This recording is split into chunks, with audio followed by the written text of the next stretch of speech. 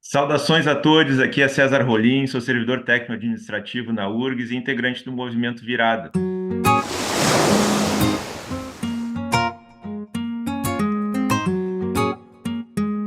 Hoje é dia 11 de junho de 2024 e neste Virada Entrevista, junto com o professor Carlos Alberto Gonçalves, também integrante do Movimento Virada, e também junto com o estudante Daniel Oliveira, nós vamos conversar com o professor Domingos Silveira. O professor Domingos, ele possui graduação em Ciências Jurídicas e Sociais pela URGS, possui mestrado em Sociologia Jurídica e Instituições Políticas pela Universidade de Saragoça e também mestrado em Direito pela URGS. Foi membro do Ministério Público Federal, subprocurador-geral da República por 32 anos. E é professor assistente da Faculdade de Direito da URGS, atuando principalmente nos seguintes temas: direitos humanos, direito constitucional, cidadania, regulação da mídia, infância e adolescência e direitos reais. O Daniel Oliveira é estudante de Publicidade e Propaganda da URGS, tesoureiro do DCE da mesma instituição, membro da Comissão Especial do Assento Eleitoral no Conselho Universitário e militante do coletivo Juntos. Professor Domingos, prazer estar aqui, ter aceito, né, esse convite, né, para essa conversa. E de imediato já lhe pergunto, com base na Constituição Federal, é possível realizarmos uma consulta paritária para a escolha da reitoria da nossa universidade? É uma grande alegria estar aqui com vocês, conversando sobre esse assunto que é tão fundamental nesse momento para a vida da universidade, para a afirmação democrática da nossa universidade, para, enfim, de alguma forma, para a retomada de uma tradição democrática que veio sendo construída ao longo dos tempos e que teve uma quebra nesses últimos 4 anos. Essa questão é muito interessante. Porque não é a primeira vez que se tenta fazer uma consulta paritária na URGS. Já em outras vezes se tentou isso. Do que eu tenho lembrança, do tempo que também estive lá como representante docente no Consum, já se tentava isso, olhando para trás, já faz quase 20 anos. Né? Quase 20 anos. E o interessante é o que sempre barrou o avanço do debate foi o argumento jurídico, de que isso era ilegal. E esse argumento sempre pareceu se mostrar intransponível, quando não era. Mas havia sempre, não sei se, ah, se, se existiam interesses políticos de grupos que se valiam do argumento jurídico para não debater o tema. Não sei se era essa a questão ou não, mas o certo é que vamos trabalhar essa ideia, nesses últimos 20 anos de tentativa de implantar, e eu acho que é um pouco mais de implantar a consulta paritária, o argumento jurídico sempre bloqueou o debate. E eu queria dizer uma coisa que eu acho que é importante que a gente reflita, porque a gente tem vivido na carne isso. Como quando não há legitimidade política daquele que está à frente da reitoria, o, o seu exército de procuradores, o exército dos operadores do direito tomam a frente. Nós, nos últimos 4 anos, isso é triste, vimos aquilo que deveria ser um debate político sempre se transformado em um enfrentamento meramente jurídico. E aqui eu tenho claro, e não faço essa separação entre o jurídico e o político, eu acho que o velho Max Weber já dizia que direito e política são duas faces de uma mesma moeda, e é isso mesmo, mas quando o operador jurídico entra em campo para bloquear a efetivação das decisões políticas tomadas pelo Conselho Universitário no exercício da sua competência, nós encontramos essa faceta autoritária, né, em que o direito está a serviço do bloqueio das decisões da política e do exercício efetivo da democracia, enfim, do exercício da autonomia da autonomia democrática, enfim, da autonomia universitária, previsto no 207 da Constituição, que não é um privilégio de professores, de servidores, de, de, de alunos, não é um privilégio da universidade,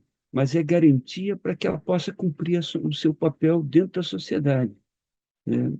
Bom, a autonomia universitária assegura a consulta paritária. A gente pode ter duas respostas, sim ou não, dependendo do caminho e da forma como ela vier a ter. Se a consulta paritária, se a consulta à comunidade, perdão, for realizada, centralizada, comandada e realizada pelo Conselho Universitário, se for uma consulta formal, ela tem que respeitar o 70-30. Mas como decidiu o consumo, notadamente ao estabelecer o regimento eleitoral, tomamos a decisão, no fim do ano passado, a decisão que a consulta fosse paritária. E a formalização dessa consulta vai se dar através de uma consulta informal, né? E ela é informal, porque não vincula, ela é informal, que ela não é comandada pelo consumo, mas sim por uma comissão externa, sem vínculo com o consumo, sem relação hierárquica com o consumo, né? Essa ideia, né? Ela não é um órgão de secretaria do consumo, ela é uma comissão que tem autonomia com relação ao consumo. E é isso que faz dessa consulta uma consulta informal, que não é uma novidade, a gente não inventou isso, apesar de no consulta terem pessoas muito criativas e geniais na atual composição, não fomos nós que inventamos isso. É importante que a gente diga isso, né? A Federal de Santa Catarina já há muitos anos realiza dessa forma. Se a gente pegar a Federal do Rio de Janeiro, nós vamos ver que lá é uma pesquisa feita na comunidade, né, com uma informalidade, portanto, ainda maior, né? E são inúmeras as universidades pelo país afora que realizam essa consulta informal. E ao realizar a consulta informal, ela se liberta das amarras previstas na lei. Ela realiza a consulta sem ofender as normas de regência do tema, né? Ela não, ela não pratica ilegalidade, ela permite que a comunidade se manifeste de uma forma mais ampla, mais legítima, mais democrática, né? Conferindo, inclusive, a maior legitimidade para os escolhidos, e permitindo, assim, que, que o verdadeiro eleitor desse processo, o verdadeiro responsável pela composição da lista tríplice, que é o Conselho Universitário, possa, de forma livre, decidir sobre a lista tríplice. Portanto, ela é um exercício, sim, da autonomia universitária em 207, mas ela é um exercício aperfeiçoado, porque ela confere muito mais legitimidade a esse processo. E eu acho que é importante que a gente diga sempre isso. Quem é o eleitor da lista tríplice é o Conselho Universitário. E o Conselho Universitário não está obrigado a respeitar e a seguir a lista tríplice. Não está, né? Por quê? Porque a consulta à comunidade, ela não é vinculativa e a consulta da comunidade ela é informal, né? Ela é um indicativo, né, para que o conselho universitário, ao compor a lista, tenha algum parâmetro, né, do que sente a comunidade universitária para que a sua decisão, né, que é uma decisão discricionária, ele pode escolher uma lista composta por enfim, por três outros arranjos que não estiveram submetidos à consulta. A consulta não vincula. A consulta, aliás, ela não é nem obrigatória. Ela poderia não acontecer, né? E não haveria nenhuma ilegalidade. O eleitor, e talvez esse ainda seja um déficit, e é com certeza um déficit de legitimidade democrática, que se deva mudar na lei, estabelecendo que a consulta obriga e a consulta compõe a lista tríplice, e é essa lista tríplice que será encaminhada ao executivo para a escolha, né? Ela ainda não tem esse caráter. E eu queria lembrar uma recente decisão do Supremo, muito recente decisão do Supremo, em que se discutiu se a lista, se o executivo era obrigado a respeitar, nomear o mais votado, perdão, nomear o primeiro da lista encaminhada pela universidade. E o que o Supremo disse é que não. Né? O 207 não assegura às universidades que o primeiro da lista seja o escolhido, né? Que há tanto não chega à consulta. Mas que como será feita a consulta, isso é atribuição do Conselho Universitário, isso é atribuição da universidade. Então, a gente tem essa posição, que é uma posição muito recente do Supremo, que inclusive o Supremo se dividiu. Parte dele dizia que o executivo era obrigado a nomear o primeiro da lista, e a maioria afirmou que o Supremo era livre, que o executivo era livre para nomear. Então, em síntese, sim, a consulta informal, que é a que nós viveremos na universidade nos próximos dias, ela não vincula, e ela pode sim ser paritária sem cometer nenhuma ilegalidade. Isso é tão verdadeiro que o nosso Tribunal Regional Federal, aqui da Quarta Região, que é o que decide a nossa vida, enfim, em última análise, e reexamina os processos, isso fora os tribunais de Brasília, mas é aquele que, portanto, está mais diretamente ligado à vida da universidade. Nas duas últimas escolhas de reitor da Federal de Santa Catarina, que adota a consulta informal, ele afirmou com todas as letras que a consulta, não há nada de ilegal na consulta informal. Eu vou pedir licença para ler o trechinho da decisão do TRF da Quarta Região, o mais antigo, que foi reafirmado agora recentemente, na última eleição, que eu acho que tem 1 ou 2 anos, foi 1 ou 2 anos atrás. Diz no que nos interessa aqui: não existe norma que estabeleça as regras para as consultas informais, que é a que nós vamos viver, realizadas pela Universidade Federal de Santa Catarina, que é a que vamos realizar.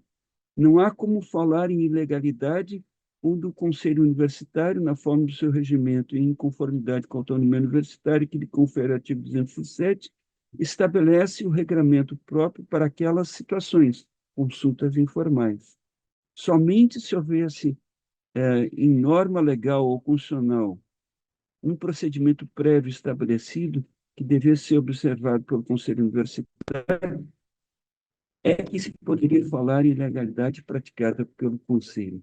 Nesse sentido, nós temos duas decisões do TRF afirmando, portanto, que a consulta informal, que é essa que nós vamos viver, ela pode ser paritária e é expressão da autonomia universitária.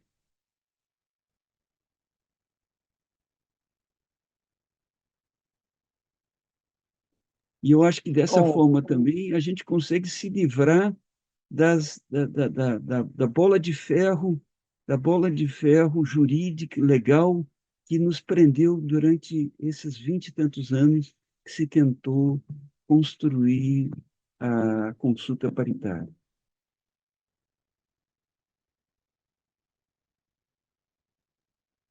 então, professor, acho que ao longo da sua fala o senhor foi esclarecendo diversos pontos aqui do ponto de vista jurídico que nos ajudam a entender um pouco mais na totalidade o que significa tanto o imbróglio jurídico que a gente está vivendo na URGS, que viveu durante esses últimos 20 anos, como a resolução desse imbróglio jurídico que a gente está vivendo.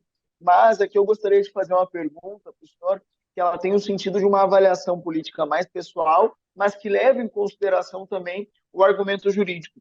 Porque ao longo desses últimos 20 anos, o que mais a gente viu foram argumentos dizendo contra a paridade, né, e se escorando juridicamente no elemento, e jurídica e politicamente, como o senhor citou também, o tema do direito e da política serem duas faces da mesma moeda, mas que juridicamente e politicamente se alicerçando no argumento de que a universidade e que o processo paritário seria ilegal ou que não teria respaldo jurídico. Mas eu gostaria de saber do senhor, do ponto de vista estritamente político, o motivo pelo qual o senhor acha que nesses últimos anos não se teve ou não se aprovou a paridade na totalidade para a universidade. O senhor acha que a composição do consumo ela é mais conservadora e, portanto, ela impede com que a gente tenha essa paridade, impediu nesse último período? O senhor acha que tem a ver com as administrações mais recentes ou com essa última administração da reitoria? Ou o senhor acha também que, ao longo dos anos, a gente foi avançando nesse entendimento sobre a paridade e viu que era uma necessidade desse momento e fico muito feliz, né, de ter sido parte de um dos conselheiros que foi parte ativa dessa construção da paridade, enquanto também gestão de DCE, mas também conselheiro do Conselho Universitário. Olha, pouco que eu tenho, e vou falar muito mais de uma impressão, né? Não, e não é mais do que isso. Eu acho que se as gestões anteriores da nossa reitoria, a começar lá pelo professor Eljo, lá há muitos anos atrás, o El já faz quase 30 anos, que loucura.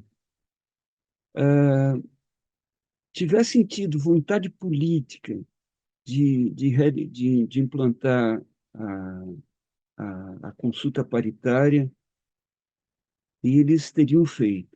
Eu acho que o que não houve ao longo desses anos foi vontade política, porque alternativas jurídicas, jurídico-formais, para a realização da consulta sempre houve, da consulta paritária. A experiência concreta de muitas e muitas outras universidades já são bastante antigas, né? E acho que ao longo dessas últimas gestões, né, e que foram gestões progressistas, gestões democráticas, mas elas tinham um limite. E eu acho que o limite sempre foi nós, professores, escolhemos, né? Essa é a minha sensação só. Eu acho que foi preciso viver uma gestão autoritária como essa que nós vivemos para a gente se aperceber de que era possível, sim, né, para que a vontade política superasse, né, superasse essa essa limitação que os pareceres das procuradorias davam e abraçar a alternativa, porque não é o que nós estamos fazendo aqui com a consulta informal não é direito alternativo, como se fosse direito fora da lei, mas é usar de uma alternativa do direito para sermos mais democráticos. E é isso que está acontecendo. Para não deixar nenhum tipo de dúvida aqui para o telespectador que está nos assistindo, para aquelas pessoas que seguem o Movimento Virada, que tem uma referência política no Movimento Virada, bem como também no DCE da URGS.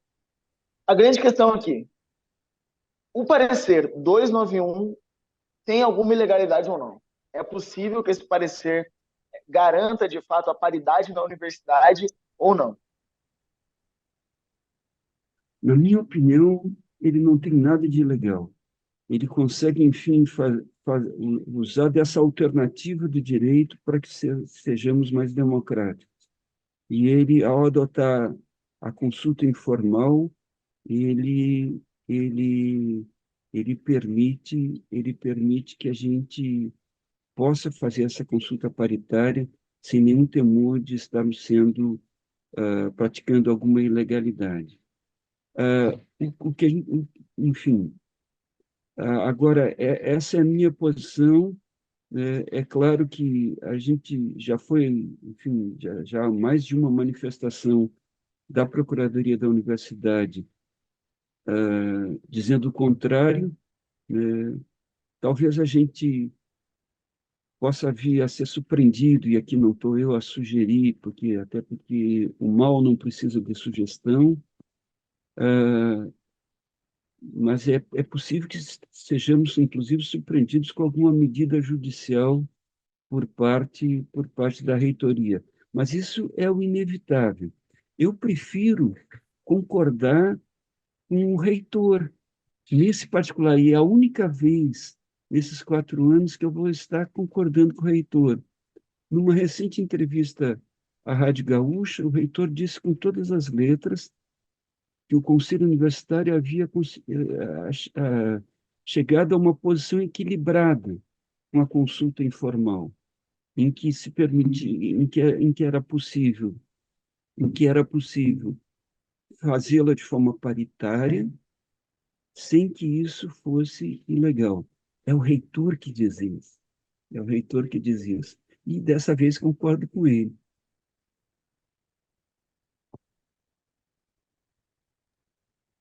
CA.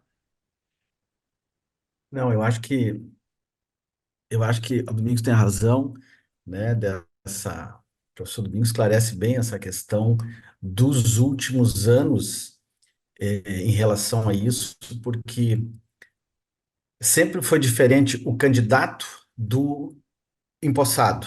Então, assim, o que eu me lembro, e eu tenho a memória mais recente, desde o processo, né, de Palanque de 2008, 2012, 2016, 2020, os candidatos empossados posteriormente sempre dizem: eu, quando assumir, vou mudar.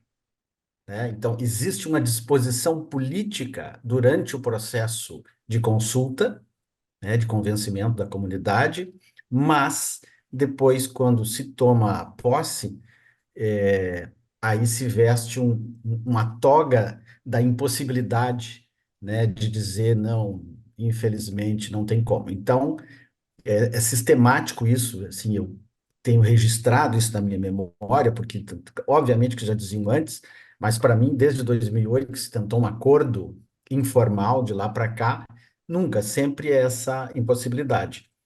E eu queria falar um pouco sobre, claro, hoje nós temos uma lei que da década de 90, de 95, aquela lei que coloca um conselho universitário formal com 70-30.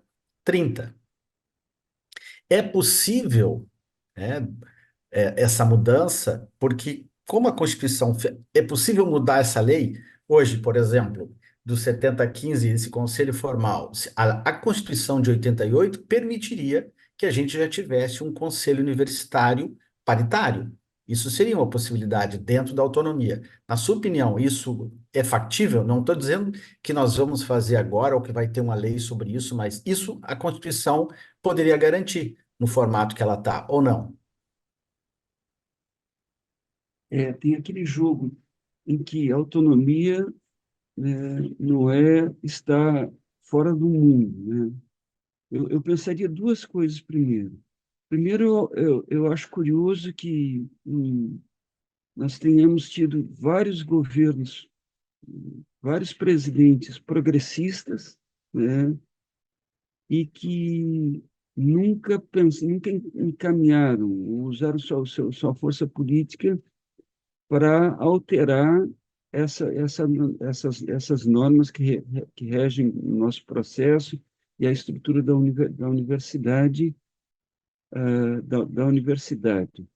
Eu acho que, sem a alteração da legislação, eu acho muito difícil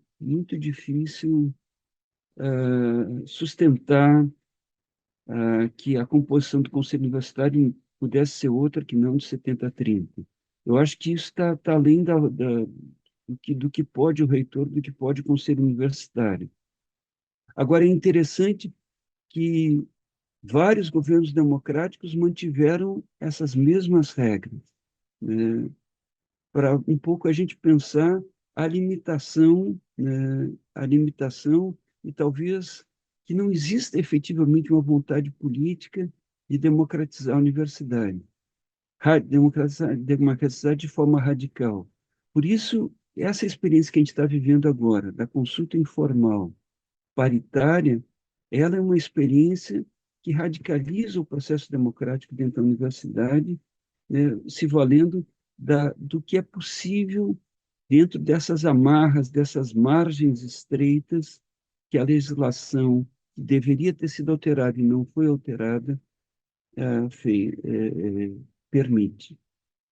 Então, nós estamos fazendo o que é possível dentro dessa legalidade que restringe a democracia aos 70-30, é a democracia dos professores, é a universidade dos professores, isso não mudou, né? Não mudou em governos mais progressistas, e a gente sente isso de uma forma mais grave, a gravidade dessa não mudança, quando nós temos governos conservadores e gestões autoritárias dentro da universidade. Como existe risco de judicialização, porque isso aconteceu em outras universidades, e a gente é certo que aqui alguém, né, ele falou em sugestão, não precisa dar sugestão para o mal, mas o mal está aí.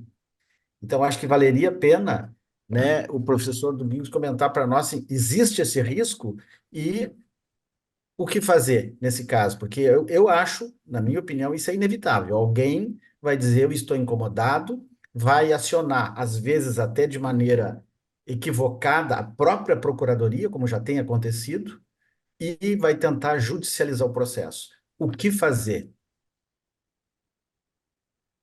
Por favor, professor. Vejam só, eu fiquei muito constrangido, é quase assim como vergonha alheia, quando eu li o, o último parecer não estou sabendo o número dele aqui, mas o último parecer do nosso procurador-geral, porque, primeiro, ele me parece flertar com abuso de autoridade, porque ele atende um parecer e dá um parecer a uma autoridade da universidade que não tem atribuição para solicitar parecer nessa matéria. Quem pode solicitar à Procuradoria um parecer sobre a legalidade ou ilegalidade de um procedimento tomado, e, sobretudo, um procedimento institucional tomado pelo Conselho Universitário, é o reitor, nunca um pró-reitor. Nunca um pró-reitor. Senão, qualquer um de nós poderia pedir parecer, pedir palpite para a Procuradoria. E não é assim. Nós sabemos muito bem que não é assim. Há toda uma tramitação. E aqui, o procurador rapidamente atende um pedido de uma consulta feita por um pró-reitor da universidade. E um pró-reitor que não é nem da área de ensino, né? Enfim, um pró-reitor de uma pró-reitoria que vem sendo questionada, cuja existência vem sendo negada pelo próprio Conselho Universitário. Então, isso me parece é muito grave, porque o procurador, a Advocacia da União, enquanto corpo do Estado, ela não é advogado do gestor, ela é alguém que, em nome do Estado, preserva e luta pela legalidade. Portanto, é grave que o procurador tenha atendido e dado um parecer provocado por um pró-reitor, e não pelo É reitor. passível de corregedoria, professor? E isso me parece, uma outra coisa que me constrangeu também no parecer é o item 17, porque me parece uma ofensa gratuita ao consumo. O item 17 diz o seguinte: a providência diz muito sobre o estado de coisas no âmago do consumo.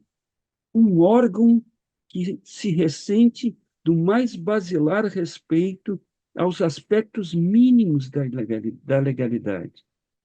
Portanto, é uma afirmação grave, genérica e ofensiva ao consumo. Eu tenho para mim que essas duas situações deveriam ensejar, por parte do próprio consumo, uma representação à Corregedoria da Advocacia Geral da União, porque isso é grave, né? É o servidor público dando parecer para quem não tem atribuição para provocá-lo, e segundo, fazendo uma grave acusação gratuita ao Conselho Universitário, porque o Conselho Universitário, em uma e outra circunstâncias, não se submeteu, né, à opinião jurídica, à posição tomada em algum parecer. E isso mostra bem aquilo que a gente falava no início. Quando não há legitimidade política, os guardiões da legalidade, que somos nós, os operadores do direito, entramos no primeiro plano para silenciar. E essa é a ideia. E é mais constrangedor, e o abuso de poder ainda fica mais grave quando, na parte final, na conclusão, ele encaminha a corregedoria enfim, aos órgãos correcionais da universidade, pedindo providências com relação aos colegas componentes do conselho que assinaram, né, a, aquela decisão do regimento eleitoral. Isso é abuso de autoridade. Acho que é isso, né? Busca de democracia permanente, né? É o anseio da sociedade brasileira, né? E a universidade se insere na sociedade, né? No sentido de tensionamento por busca de democracia sempre, né? Eu queria reforçar o agradecimento ao professor Domingos, ao Daniel, ao CA, né? E encaminhar esse virada entrevista, né? A finalização desse virada entrevista que foi muito, muito importante, né? Especialmente nesse contexto, né? E queria também ressaltar a incansável atuação de centenas de pessoas dos três segmentos, estudantes, técnicos e técnicos administrativos e docentes da universidade, dos colegas de empresas terceirizadas, né, muitas vezes invisibilizados e sequer mencionados, das entidades representativas, o DCE, a APG, a Surgs, o Andes, e em especial os colegas do Movimento Virada, né, que há semanas estamos diuturnamente atuando na linha de frente para atender as pessoas atingidas por essa atual catástrofe, né? Nós do Movimento Virada lutamos por uma sociedade, por uma universidade, por uma sociedade também, né, que seja efetivamente democrática, de fato para todas as pessoas, né? Paritária, autônoma, transparente, socialmente e ambientalmente referenciada. Um grande abraço e seguimos na luta.